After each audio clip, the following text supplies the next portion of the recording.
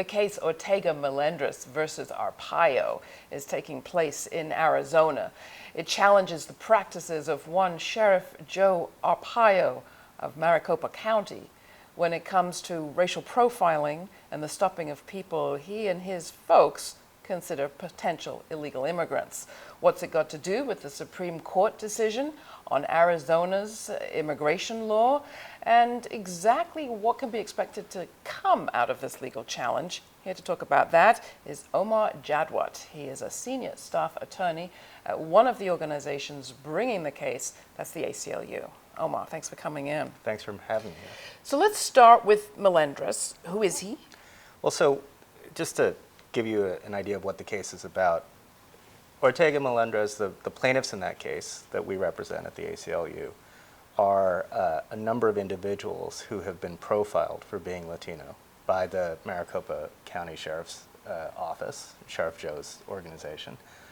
And they represent a class of people similarly situated. So what we see is a pattern and practice of the Maricopa County Sheriff's Office stopping and arresting people on the basis of their race. And the reason they do that, or the thing that causes them to do that, is the belief that they can go after people that they think are illegal immigrants, and that the way to figure out who is an illegal immigrant is to look at how they look or how they sound, what kind of accent they have, which is, of course, a deep problem for the many Latino citizens and non-citizens who live in Maricopa County. If your case comes out the way that your plaintiffs want it to, what will it lead to?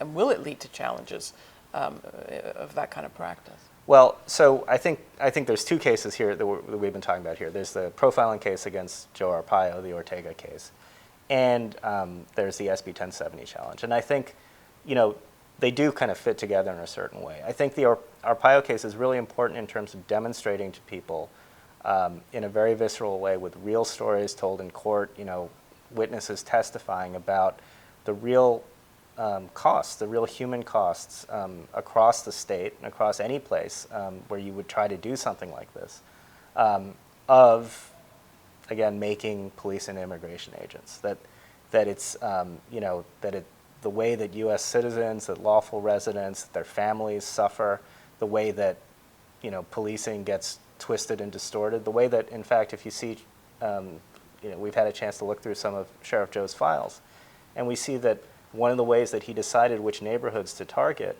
for these immigration sweeps that he did was based on, patently racist emails that were coming in and letters that were coming in from people in the community saying, there are too many Mexicans in this neighborhood, you've really got to do a sweep. And so to see that, that's the kind of corruption, I think, of an agency that should be there to protect us all, I think it's really important to see, to have documented the kinds of problems that really do result from the sorts of policies that SB 1070 and the other state laws are trying to put into place.